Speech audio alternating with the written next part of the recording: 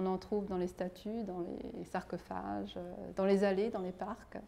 Et c'est aussi très intéressant de pouvoir voir quelles sont les différentes variétés de marbre qu'on va trouver dans un lieu historique comme la Villa Médicis.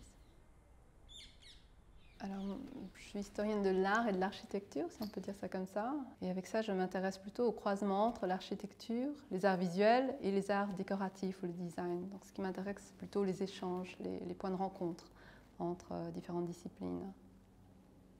C'est un projet en fait sur la symbolique du marbre, les emplois du marbre dans l'architecture italienne, dans une période déterminée, précise, qui est celle qui va de l'unification de la nation italienne, donc de la fin du XIXe siècle au régime fasciste, au ventennio fasciste, aux premières moitiés du XXe siècle.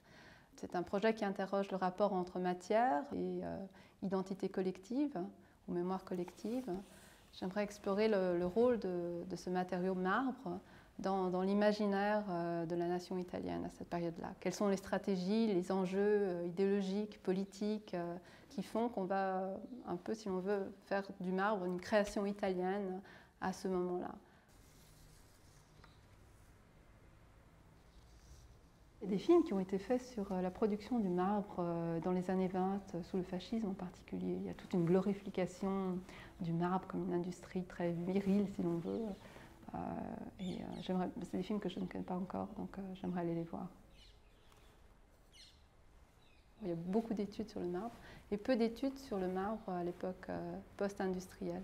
Qu'est-ce qui se passe quand le marbre, qui est un matériau si précieux, qui évoque peut-être une dimension symbolique, une dimension aussi métaphysique, va se transformer en un matériau tout à fait sériel qu'on va retrouver dans les intérieurs, pour les pavements, pour les cuisines, pour les sols aujourd'hui.